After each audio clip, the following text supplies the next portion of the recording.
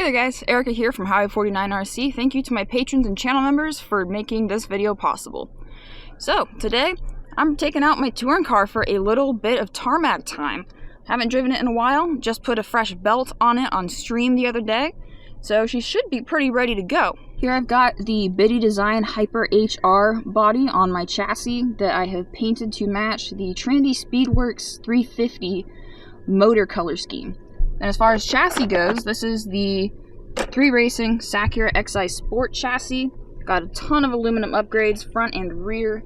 I am running, like I said, Trinity Speedworks 350 motor, Castle Creations Mamba Micro, and a Savox low-profile servo. My lovely boyfriend Brian has just finished setting up and leaf blowing off a course for us to race on out here on the tarmac. Rocks are my worst enemy with a belt-driven car, so having a clean track is super, super important. With all that said, let's get right to it.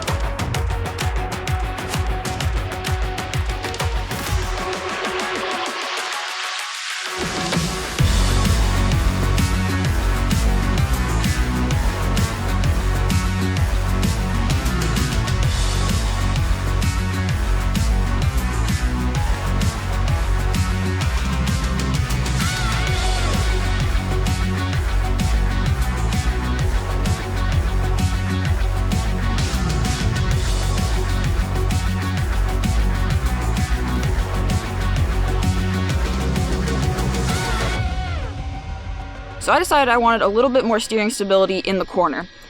Did I decide that or did I just Google it? I just Googled it, but you know what? We're gonna say that I did. And so, what I did was I adjusted my front camber here more negative. So the tires are more tilted inward than they are tilted outward. So that should hopefully improve steering response and enhance grip during cornering, which obviously is most of what we're doing here. We're not really doing much straightaways. It's mostly corners. So let's see how that does.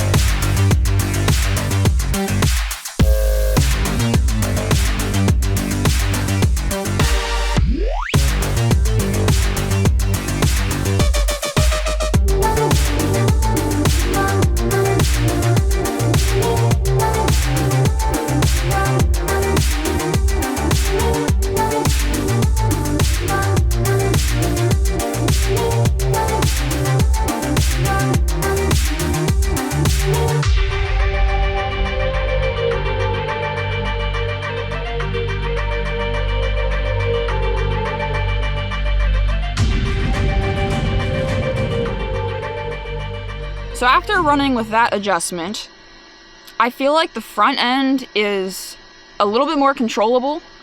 The back end still swings out a lot, so I'm gonna put my rear camber in a bit so that when I'm cornering, the tire leans outward and has more contact with the ground when cornering, thus improving grip, less sliding, hopefully, again, more control. Do I really know what I'm talking about? No, absolutely not. I'm just Googling these things and pretending that I'm cool because I'm adjusting things. That's it. So essentially what I've done is I've adjusted my rear tires to be tilted inward a little bit more so that when I corner, I get more contact with the ground. You see how the tire is leaning out when I corner? Having it tilted inward when it's neutral allows me to then have more surface area on the ground in the corner. I've also softened up my front shocks a little bit. I don't know why, just because, for fun, because I like to think I know what I'm doing. Clearly, I like to think that I know what I'm doing, but really, I don't. I'm just playing with cool little cars, man.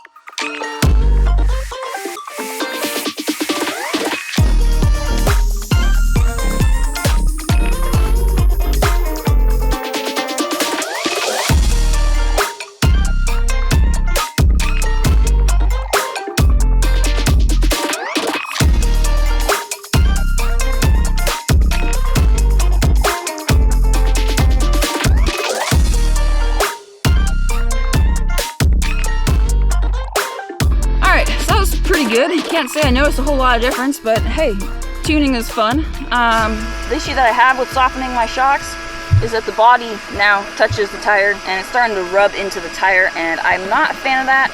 So I'm gonna go ahead and adjust my shocks back to what they were previously and run like that. One thing that I will talk about real quick while I'm letting this thing cool off, because I take little breaks, you know, run about 5-6 minutes and then take a break, let my motor cool off, because it is brushed and those do get fairly hot and you don't want to overcook them. But what I do want to talk about is tires. These are some pretty basic tires, but what I feel like has really made the difference for me today is the heat. The asphalt is too hot to touch, and so it's really affecting my tires' grip. And I feel like they're gripping a lot better than they have in the past, because I've had issues with them gripping or feeling like that these were a little too slippery, like I was fishtailing everywhere. But with the heat of the pavement, it's actually making the rubber compound softer and giving better grip. So that's another kind of interesting thing. Like when I get done with a run, the tires are hot to the touch. It's pretty wild. Much different than running in the winter for sure. So an add-on to this video, actually, after I turned the cameras off, I took my RunCam 5 off of the top of my touring car. And believe it or not, that has made the biggest difference that I have noticed today by far, which is pretty wild. But let me explain why I think this is, and Brian actually clued me into this. Consider this. With the camera on top of the car, you have more weight up high. So when you're cornering, there's going to be more force to actually utilize the camber adjustments that I was making earlier, thus actually making it more stable. So in theory, if I wanted the same type of feel as this right now, instead of having my tires tilted out like this, I could run them flatter to the ground, and thus I'd end up with hopefully a similar feel as this setup right here with the camera on top. Pretty goofy realization, I gotta be honest, but I took it off and I'm like, why am I sucking at the track now? I was just absolutely killing it. And that's why. pretty wild how much a little bit of weight does. I mean, that is a really small, really light camera. So, anyway, just thought I'd add that. Cheers, guys. That is about it for this video, guys. Thank you so much for watching. I hope you enjoyed. Please leave a big fat thumbs up for my touring car if you enjoyed. If this does happen to be the first video that you have seen by me, make sure you go down, hit that subscribe button, leave a comment down below. If you want to follow what I'm up to outside of YouTube, head over to my Instagram at highway49_RC. If you want to chat with fellow RC enthusiasts just like yourselves, check out my Discord. And if you want to support me and what I do, Patreon and becoming a channel member are both great options. So, with that, you guys, thank you again so much for watching this video, and I will see y'all in the next one.